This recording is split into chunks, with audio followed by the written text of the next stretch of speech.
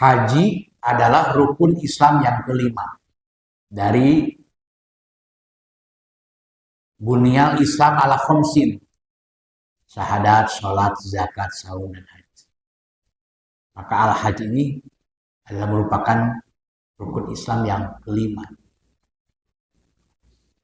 yang berfungsi sebagai pembinaan dan pembentukan karakter persaudaraan.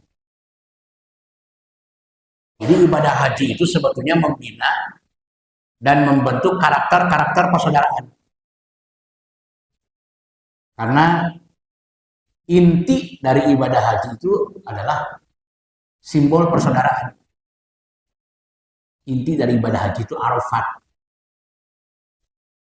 yaitu adanya sebuah kebutuhan manusia tentang interaksi dan interrelasi. Hubungan kedekatan komunikasi dan hubungan kerjasama antar muslim sehingga membangun sebuah kekuatan global. Itu dari ibadah haji itu. Jadi ibadah haji ini bukan sekedar melakukan sebuah ritual di tanah suci, tetapi ditargetkan terbangunnya rasa persaudaraan yang semakin kuat antar muslim dengan tidak lagi dibatasi oleh persoalan teritorial atau dibatasi oleh masalah-masalah etnologi. Masalah keturunan itu nggak penting lagi. Nah itu ya. Sekali lagi, ibadah haji adalah rukun Islam yang kelima yang berfungsi sebagai pembinaan dan pembentukan karakter persaudaraan. Di atas prinsip Rob yang sama, nenek moyang yang sama, din yang sama.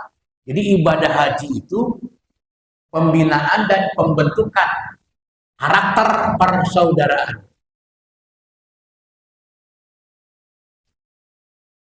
Pembinaan dan pembentukan karakter persaudaraan.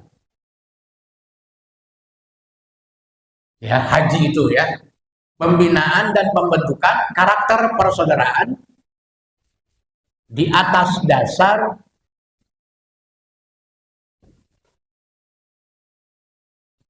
Rob, nenek moyang,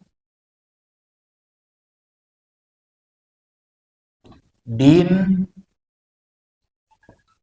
yang sama. Tuh, ya.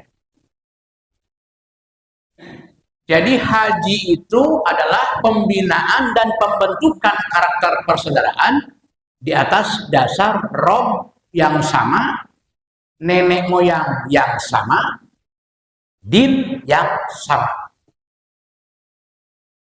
Kalau robnya sama, satu keturunan Bani Adam, dinnya sama, kenapa harus bertengkar? Kenapa harus cekcok? Kenapa harus bermusuhan? Kenapa harus saling bunuh? Muslim dengan muslim. Kalau ternyata ibadah haji dilakukan setiap tahun, tapi permusuhan bukan makin reda, malah makin berkecamuk permusuhan di internal umat Islam, berarti tidak ada dampak dari ibadah haji. Tidak ada terbangunnya persaudaraan. Hajinya cuma bergelar haji saja. Pak Haji, Bu Haji. Tapi Pak Haji dan Bu Haji yang tetap egois. Pak Haji dan Bu Haji yang tetap mementingkan diri sendiri. Pak Haji dan Bu Haji yang tidak mau kerjasama dengan haji-haji yang lain. Tetap saja individualistik, egoisme. Kalau seperti itu. Padahal sebetulnya kalau dilihat dari rumusannya, ibadah haji itu adalah sebagai sarana pembinaan dan pembentukan karakter persaudaraan. Ya. Di atas dasar Rob yang sama, nenek moyang yang sama, din yang sama. Dan ibadah haji ini kewajiban setiap muslim. Kita tidak melihat dulu konteks ekonominya, enggak. Kita tidak melihat dulu biaya, tidak. Setiap muslim memiliki kewajiban melaksanakan ibadah haji. Itu intinya. Tapi soal teknis pelaksanaan dipecah di dua bagian. Ada manis tato'a ilaihi sabila, ada lam yastati. Ada yang mampu dari segi biaya dan bekal untuk berangkat melaksanakan ibadah tanah suci, ada yang tidak memiliki biaya. Nah, bagi yang mampu berangkat ke tanah suci apa yang dikerjakan, bagi yang tidak mampu melakukannya, bagi yang tidak bisa berangkat karena faktor biaya, apa yang harus dilakukan. Sehingga pekerjaan atau kegiatan para hujaj di tanah suci dengan kegiatan atau pekerjaan yang tidak berangkat ke tanah suci itu nilainya menjadi sama. Itulah hebatnya Islam. Allah menilai sama bagi orang yang berangkat ke tanah suci dengan yang tidak berangkat ke tanah suci dengan syarat melakukan kegiatan-kegiatan tertentu yang disyariatkan. Itu kuncinya. Dan orientasinya sama. Orientasi melaksanakan ibadah haji dengan orientasi melaksanakan saum Arafat dan sholat Idul Adha diakhiri dengan kurban itu sama. Target yang dicapai. Sama-sama sebagai satu bentuk pembinaan dan pembentukan karakter persaudaraan. Nanti kita bahas satu-satu.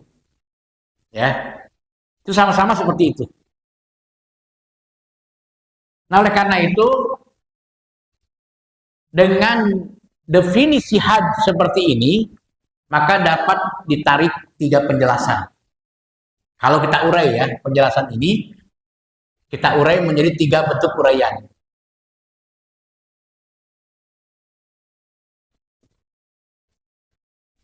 Melahirkan 3 bentuk uraian. Dari tarif atau definisi haji seperti ini.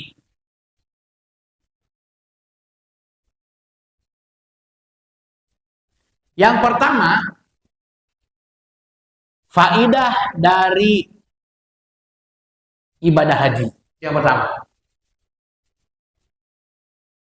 faidah dari ibadah haji. Apa faidah? Nilai manfaat. Jadi nilai-nilai manfaat yang bisa didapat dengan melaksanakan ibadah haji sebagaimana yang diungkapkan oleh Nabi. Al-umratu ilal umrati kafaratul lima bainahuma.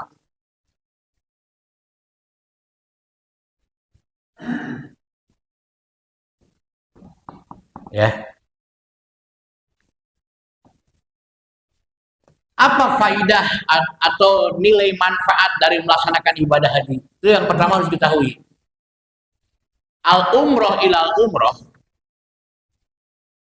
dari rangkaian kegiatan umroh di saat melaksanakan ibadah haji, kan bedanya orang yang berhaji dengan umroh itu adalah kalau umroh itu hanya tawaf, sa'i, tahallul. Tapi kalau haji itu ada wukuf di Arafahnya, ada lempar jumrohnya, ya. Rangkaiannya lebih luas kalau ibadah haji. Tapi sama, dari umroh ke umroh dapat mengikis habis noda dosa yang selama ini menempel dalam jiwanya. Jadi dari umroh ke umroh itu pembersih jiwa. Ya.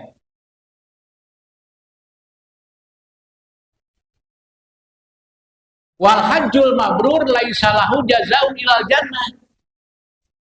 Dan tidak ada balasan bagi haji mabrur kecuali surga. Jadi balasan bagi orang yang berhaji adalah surga. Nah, kalau balasannya surga, maka setiap orang yang mengaku muslim tentu terdorong ingin bisa berangkat melaksanakan ibadah haji. Tapi kan ad-dinu yusrun. Al-Islamu dinu yusrin. Islam itu din yang mudah, tidak membuat sulit para orang-orang yang mengaku muslim. Kalau tidak punya biaya berangkat ibadah haji, tetap saja memohon kepada Allah agar bisa diberangkatkan. Kalaupun tidak, ada opsi lain yang akan dijelaskan pekan depan. Ini kan penjelasan pekan depan itu adalah solusi bagi yang tidak berhaji karena tidak mampu. Ya, karena tidak mampu. Bukan tidak ingin, tapi tidak mampu. Itu masalahnya. Nah, kalau saya katakan secara lebih luas lagi, pelaksanaan ibadah haji termasuk umrohnya itu adalah berfungsi membersihkan karat-karat jahiliyah yang selama ini menempel dalam jiwanya. Jadi ibadah haji itu berfungsi membersihkan karat-karat jahiliyah.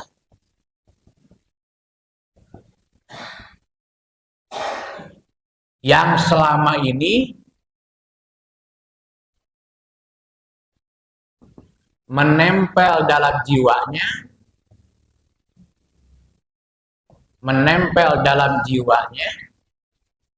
Jadi sekali lagi, berdasarkan penjelasan hadis Nabi ini, ibadah haji itu berfungsi membersihkan karat-karat jahiliyah yang selama ini menempel dalam jiwanya. Dalam bahasa Al-Quran itu wasiyabaka fatohir,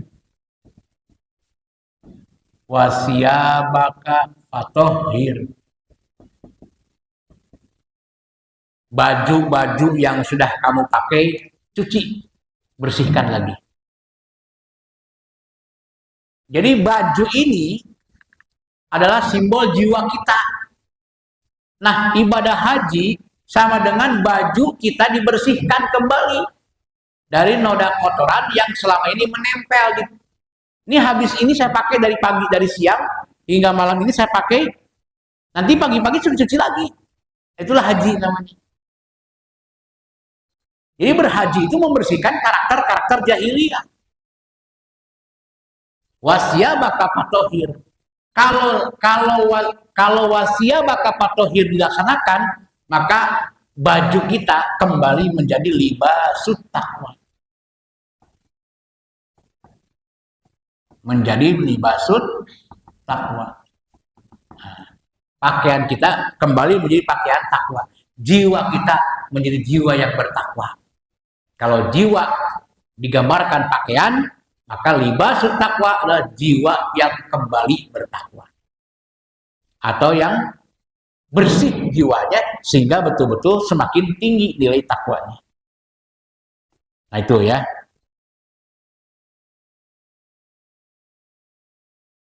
Dan dalam pelaksanaan ibadah haji disimbolkan dengan pakaian apa? Pakaian ihram. Allah meminta kepada jamaah haji, copot semua pakaian yang selama ini kamu pakai. Ganti dengan pakaian ini, kata Allah. Satu kain berwarna putih yang harganya tidak mahal, yang tidak dijahit. Bayangkan. Tidak dijahit. Ya. Jadi hanya digulung kayak sarung aja. Ininya hanya diselendangkan. Ikat aja. Enggak pakai apa-apa lagi. Nah, itu melambangkan apa? Copot, jangan bawa-bawa nama besar. Jabatan, jangan bawa kekuasaan. Ya, namanya hubungan bilateral. Kekeh namun presiden berhaji dikawal. Tetap ya, kadang-kadang simbol kenegaraan masih dipakai di bawah. Padahal nggak boleh. Copot semua atribut-atribut yang selama ini kalian bangga-banggakan. Atribut keturunan, saya orang Jawa, saya orang Sunda. Nggak ada itu. Copot semua. Pangkat, jabatan, nggak usah dipakai. Simbol-simbol kenegaraan jangan dibawa ketika melaksanakan ibadah haji. Semua harus sama pakai pakaian ihram. Nah, inilah simbol bagaimana cara membersihkan jiwa-jiwa manusia. Wasiyabaka fatohhir. Karakter-karakter jahiliyah yang selama ini menempel dalam jiwamu, bersihkan. Itu. Bersihkan. Itu fungsinya. Jadi faidah dari ibadah haji adalah al-umroh ilal umroh kafaratul lima bainahuma wal hajjul mabrur laisalahu jazaun ilal jannah. Nah, kalau sudah seperti ini targetnya, maka meraih jannah. Meraih mabrur. Kalau sudah meraih mabrur, berarti meraih jannah. Karena wal hajjul mabrur laisa lahu jazaun ilal jannah. Tidak ada balasan bagi haji mabrur kecuali surga. Nah, itu persoalannya kenapa orang mau berhaji. Karena ingin surga. Tapi mabrur tidak. Jadi bukan hajinya, tapi mabrurnya yang harus ditargetkan. Jangan sampai berhaji dilaksanakan tapi tidak mabrur. Secara sederhana, al-mabrur adalah alladzi ba'dahu khairun mimman qablahu. Jadi yang dikatakan mabrur adalah sesudah berhaji lebih baik daripada sebelum. Itu aja sederhananya haji mabrur itu. Ciri mabrur itu adalah setelah dia berhaji, kondisinya lebih baik daripada sebelum haji. Sebelum berhaji tidak ngaji, sesudah berhaji getol ngaji. Sebelum berhaji pelit, sesudah berhaji dermawan. Sebelum berhaji jelek hubungan dengan orang, setelah berhaji baik hubungan dengan orang. Itu namanya mabrur, pasti masuk surga. Tapi mabrur tidak akan mungkin bisa diraih kalau jiwanya tidak dapat bersih. Kalau tidak berhasil dibersihkan lewat haji, maka tidak akan bisa mabrur dan tidak akan bisa masuk surga. Jangan kepedean deh orang yang berhaji bakal ke surga. Jangan kepedean. Ya. Yang bagaimana saya mengatakan begitu? Karena ada ayat yang menegaskan. Ada ayat yang menegaskan. Innallaha ashtara minal mu'minina anfusahum wa amwalahum bi anna lahumul jannah. Allah akan memberikan surga gratis. Cuma-cuma bagi orang yang selama hidup di dunia banyak berkorban jiwa, raga, dan harta. Bukan? Masa pulang dari haji malah makin pelit? Itu nggak bener. Jadi jangan kepedean deh. Orang yang berhaji pasti ke surga. Belum tentu. Dalam penjelasan Rasul itu, orang yang berhaji itu ada 3 niatnya. Para pejabat berhaji adalah hitung-hitung piknik. Hitung-hitung piknik tuh. Para pejabatnya berhaji, hitung-hitung refreshing. Kata Nabi ya. Yang kedua, para pedagang, para pengusahanya berhaji, ya mencari peluang bisnis. Mencari peluang bisnis. Karena Muzdalifah, mantan istri Nasar, itu sekarang usahanya apa? Jual kurma. Setelah dia dari Mekah Madinah itu dia melihat peluang, ada peluang bisnis kurma di Indonesia itu luar biasa. Otak bisnis ini adalah peluang usaha yang manis, semanis kurma. Kan orang kunaon teu barisaeun, ada otak bisnis orang. Tidak ada otak bisnis. Coba kalau punya otak bisnis, wah ini kurma luar biasa. Makanya Muzdalifah udah kaya raya. Tapi kenapa dia sekarang bisnis kurma? Ya bisnis yang lumayan besar. Tapi Ahmad pun sekarang jualan kurma, peluangnya luar biasa. Nah bagi orang-orang yang punya duit, itu berhajinya mencari peluang bisnis. Bagi orang-orang miskin, berhajinya ya di sananya minta-minta mulu. Sampai merobek kiswahnya, kain penutup Ka'bah sampai dirobek, sampai ada yang umroh bawa gunting, bisa lolos lah gunting. Cerewet atau pisau kecil, hayang nyoekeun eta cenah kiswah. Jimat eta teh lamun bisa kabawa teh cenah usaha ge lancar. Nu balangsak mah kitu modelna teh. Datang ka ditu aya nu nyunah teh dipigawe, aya nu bid'ah dipigawe, arba'in dipigawe naonan. Salat arba'in coba. Tidak ada contohnya salat arba'in. Nah, orang-orang miskinnya kayak begitu. Ya, kayak begitu orang miskin. Itulah akhir zaman kata Nabi. Orang masih berhaji, tapi ya itulah niatnya. Pejabatnya hitung refreshing, konglomeratnya cari peluang usaha, orang-orang miskinnya ya minta-minta di sana. Yang saya gambarkan seperti ini kayaknya masih jauh, walaupun bukan tidak ada. Berhaji dengan konsep seperti ini masih jauh dari pemahaman umat Islam. Ini repotnya. Apalagi kalau poin kedua, poin ketiga kita jabarkan lebih repot lagi sebetulnya. Ya, itu yang pertama. Sekali lagi, berhaji adalah memiliki fungsi membersihkan karat-karat jahiliyah yang selama ini menempel dalam jiwa kita. Nah, sedikit diterjemahkan. Yang dimaksud karat-karat jahiliyah. Karat-karat jahiliyah. Nuku dibersihan deh ya. Yang dimaksud karat-karat jahiliyah itu adalah pertama hubud dunia. Ini karat jahiliyah. Karena ciri jahiliyah itu adalah tujuan hidupnya benda. Maka disebut materialistik. Duit nanaon teh. Lain ulah neangan duit kade. Cuman kalau orientasinya ngejar duit, nggak ngejar akhirat. Jadi orang yang orientasinya ngejar duit, dia tidak akan pernah berusaha mengejar akhirat. Oh gagal, rugi kalau begitu. Bahkan umat Islam sekarang ini walaupun berhaji, tetap saja berlomba-lomba dalam urusan dunia, jabatan, kekuasaan, harta, kekayaan.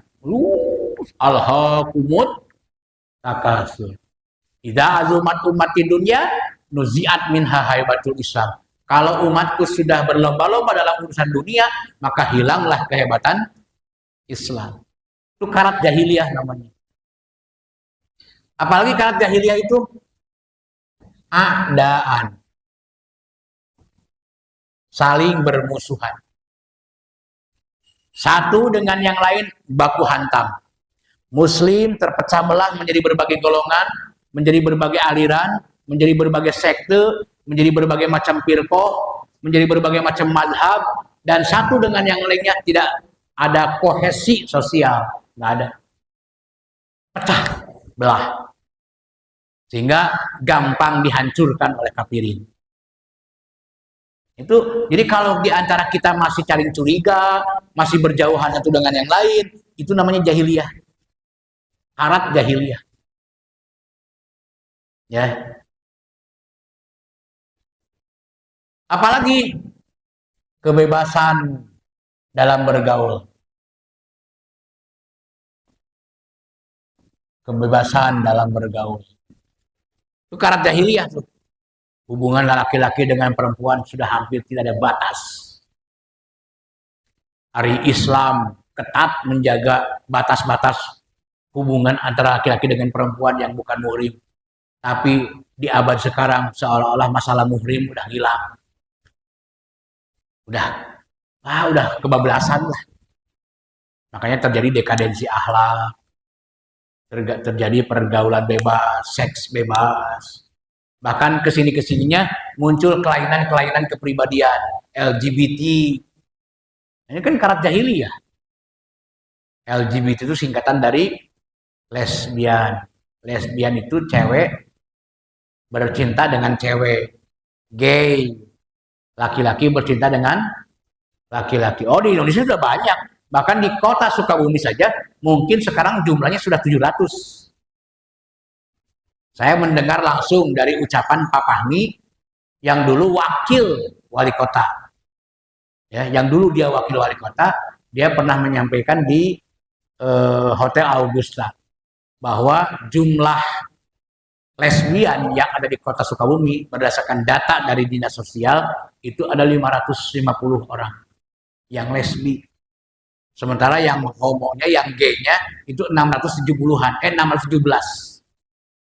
Jadi 1000 lebih tuh yang memiliki kelainan jiwa tuh. Sekarang juga sudah 1000 mungkin. Itu kan waktu Pak Papi ucapkan ketika dia jadi wakil. Nah, di kota Sukabumi LGBT sudah ada. Nah, itulah karat jahiliyah. Ya, karat jahiliyah. Ya. Dan masih banyak lagi, termasuk kemusyrikan. Itu karat jahiliyah. Percaya tahayul, percaya dukun, percaya klinik, benda-benda yang keramat dan sebagainya. Itu masih ada dan bahkan tumbuh lagi sekarang.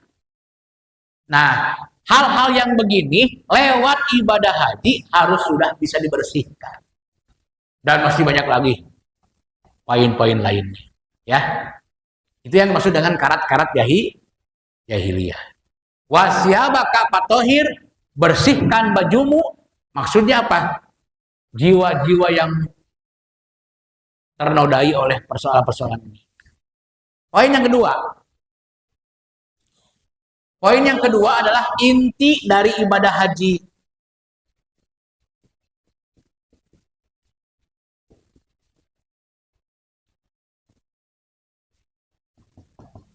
Ya. Poin yang kedua adalah inti dari ibadah haji. Inti dari ibadah haji adalah Arafatun.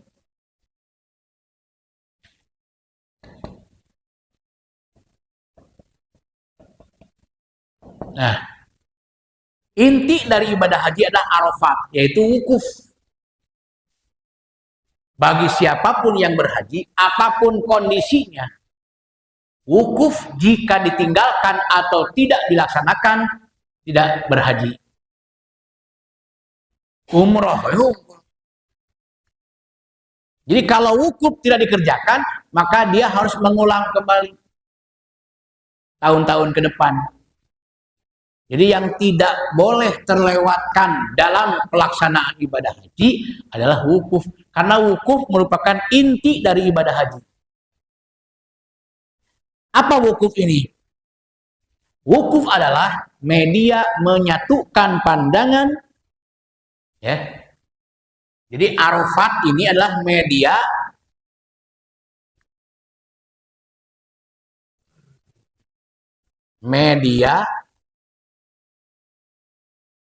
menyatukan. Ada ulah nyatu Sunda ya. Media menyatukan pandangan. Ya, media menyatukan pandangan, merekatkan ukhuwah, menyatukan pandangan, merekatkan ukhuwah,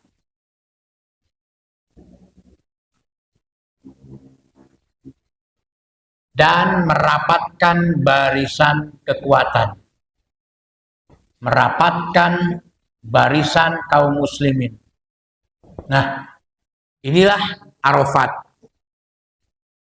Jadi Arafat itu simbol pemersatu pandangan, perekat ukhuwah, dan rapatkan barisan. Itu Arafat.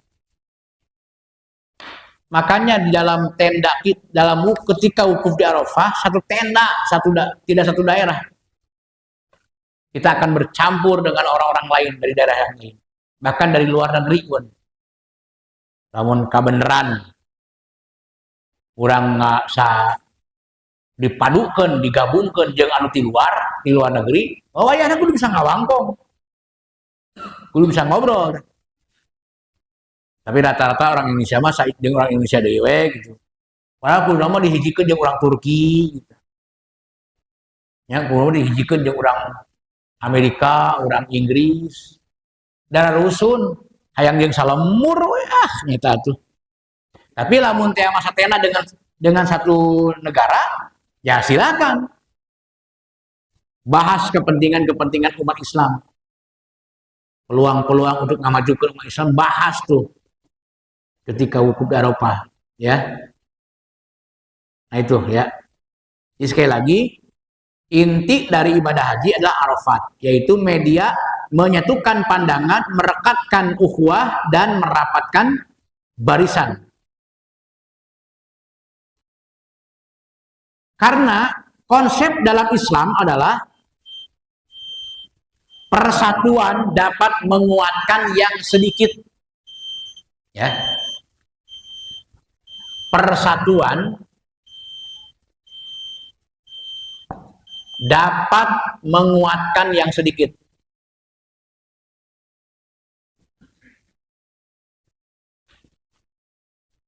Persatuan dapat menguatkan yang sedikit. Ini yang kadang-kadang belum disadari oleh umat Islam. Pentingnya bersatu itu walaupun sedikit, kuatnya hebat luar biasa. Al-Baqarah 249. Kam min fi'atin golabat fi'atan kasirotan. Banyak contoh dalam sejarah. Kekuatan yang diremehkan bisa menghancurkan kekuatan besar. Itu maksudnya ya. Jadi persatuan dapat menguatkan yang sedikit, ya. Al-Baqarah 249. Sementara perpecahan itu dapat melemahkan yang banyak. Perpecahan dapat melemahkan yang banyak. Sebaliknya nih. Perpecahan dapat melemahkan yang banyak.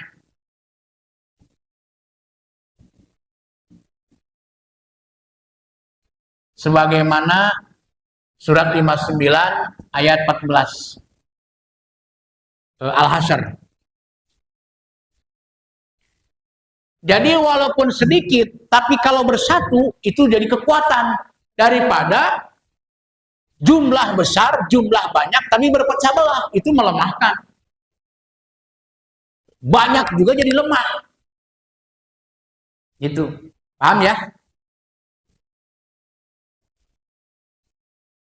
Apa artinya banyak jumlahnya kalau ternyata perpecahan terjadi di dalamnya? Bayangkan, dari sekian jumlah penduduk Indonesia, 80% adalah umat Islam. Jadi kalau di Indonesia ada 250 juta, ya. Kalau di Indonesia penduduknya ada 250 juta, ambil 80% dari 250 juta, berapa? Ambil 20%, 80%. Jadi umat Islam itu 80% dari 250 juta. 200 jutaan. Apakah ini jumlah sedikit? Tidak. Ini bukan jumlah kecil, bukan jumlah sedikit ini. Ya. Kita itu seharusnya kuat harusnya. Kalau ukuran dunia, secara global umat Islam itu 2 miliar 17 jutaan. 2 miliar 20 jutaan lah gitu. Jumlah umat Islam di dunia itu 2 miliar 17 juta. Dari hampir 8 miliar penduduk dunia. Jadi umat Islam ini bukan jumlah kecil, jumlah besar.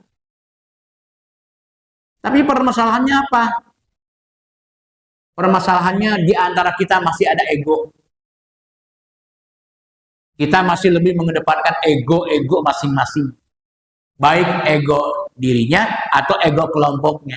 Jadi jumlah besar juga nggak ada apa-apanya. Ya, nggak ada apa-apanya. Masih ada penyakit al-bagyu.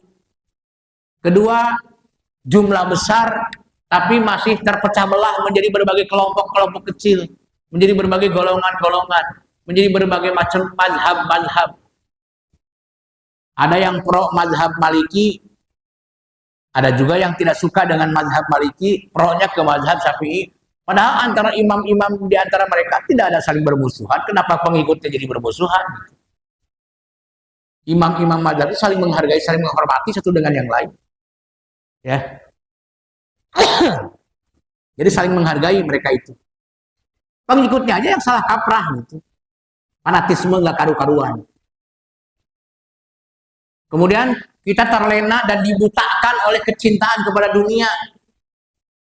Sehingga timbul sikap hanya fokus pada dirinya, tidak mau tahu muslim yang lainnya. Ya. Kita ini terkena penyakit wahnun, hubud dunia wa karahiyatul maut. Ada wabah wahnun dalam diri kita. Jadi walaupun 80% secara nasional, 2 miliar lebih secara global, kita tidak bisa berbuat apa-apa ketika dihancurkan oleh bangsa lain yang kafirin. Makanya bersatu. Nah, lewat haji inilah Arafat, kita diharuskan untuk bersatu, susun satu kekuatan dengan muslim yang lain. Ya kalau nggak dipahami haji ke sini maksudnya ya tetap aja seperti ini. Pulang dari melaksanakan ibadah haji, tetap saja miskin, terpecah belah, diporak-porandakan oleh kaum kafirin. Ya, tetap begitu pada akhirnya. Ya. Nah, ini yang sangat penting. Ya ayuhannas, innar rabb wahid, wal ab wahid, wa innamaddin wahid. Tadi yo di awal. Jadi kita tuh harus bersatu. Kenapa? Karena dasar kita bersatu itu pertama Robnya sama, yaitu Allah. Kelompok manapun Allah sama Robnya. Kedua, nenek moyangnya sama, mau kelompok apapun, kelompok Islam apapun namanya, tetap sakaturunan. Satu Rob yaitu Allah dan satu keturunan Bani Adam. Dan dinnya sama. Walaupun nama kelompoknya beda, tapi dinnya sama, Islam semuanya. Lalu kenapa bertengkar? Oleh karena itu seakan-akan Allah ingin menyadarkan kita lewat pelaksanaan ibadah haji. Sebab inti dari ibadah haji adalah Arafah. Itu ya. Lalu yang ketiga, yang terakhir. Yang terakhir adalah tujuan berhaji. Tujuan berhaji.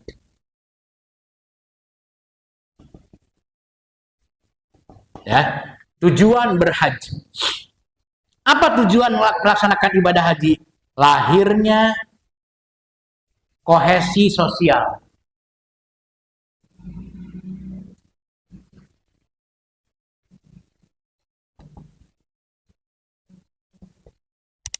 Lahirnya kohesi sosial. Atau dalam bahasa yang lebih akrab, sosial ruhama ya. Sosial ruhama. Nah, tujuan daripada ibadah haji adalah lahirnya ruhama ubainahum. Hidup dalam pola kesejajaran. Hidup dalam pola kesejajaran, kesederajatan, ya, hidup dalam pola kesejajaran, kesederajatan.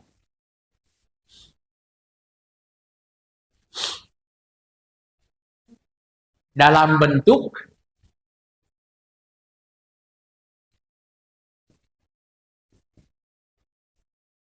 harmonisasi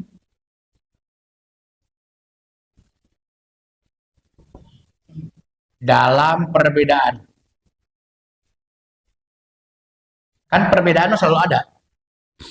Jadi walaupun berbeda-beda pendapat, berbeda-beda pemikiran, berbeda-beda cara memahaminya, yang namanya muslim dengan muslim itu harus ada ruhamah tetap. Jangan bermusuhan, apalagi saling bunuh. Kan sejarah panjang Islam di dunia itu selalu diwarnai oleh percekcokan dan saling bunuh antar muslim. Bayangkan Islam dari zaman Nabi Muhammad hingga ke sini dalam bentangannya selalu diwarnai oleh saling bermusuhan dan saling bunuh muslim dengan muslim. Husain cucu Nabi dibunuh, Ali dibunuh oleh siapa? Oleh orang-orang yang mengaku muslim. Jadi bentangan sejarah Islam itu selalu diwarnai oleh membunuh. Itulah kenapa malaikat mempertanyakan kepada Allah, ataj'alu fiha mayufsidu fiha wa yasfikud dima. Apakah Adam sanggup menyatukan manusia yang suka merusak dan pertumpahan darah? Apakah Nuh sanggup menyatukan manusia yang suka melakukan pertumpahan darah? Apakah Ibrahim, apakah Musa, apakah Isa, apakah Muhammad sanggup, kata Jibril, menyatukan umat manusia yang suka merusak dan membunuh, saling bunuh? Berarti memang sudah terprediksi oleh para malaikat bahwa manusia itu terlahir saling bunuh. Adaan tadi sebagai kultur jahiliyah, sebagai karakter jahiliyah. Jadi kalau ada muslim bermusuhan dengan muslim yang lain, itu masih jahiliyah sebetulnya. Itu masih jahiliyah. Justru dalam ibadah haji semua disamakan. Lihat dari cara berpakaiannya, sama nggak? Sama. Ada nggak yang berani warnanya beda? Saya mah nggak suka dengan putih. Pengen baju ihram yang warna ungu misalnya. Nggak ada. Pengen yang warna hijau, nggak ada. Putih aja semua. Simbol kebersihan jiwa. Itu menunjukkan bahwa di antara kita itu sejajar dalam pola derajat yang sama. Maka hadisnya juga an-nasu suwasiyatun ka'asnanil mushtil wahid la fadla li arabiyyin wala a'jamin. Nah manusia sama sejajar seperti jajaran gigi sisir. Sehingga tidak ada lagi Arab lebih mulia daripada bukan Arab, orang kulit putih lebih terhormat daripada orang yang kulit hitam. Sudah tidak ada lagi seperti itu dalam Islam. Tidak ada diskriminasi. Laki-laki perempuan sama. Disejajarkan. Hitam putih sama. Kaya miskin sama. Pejabat rakyat sama. Arab bukan Arab sama.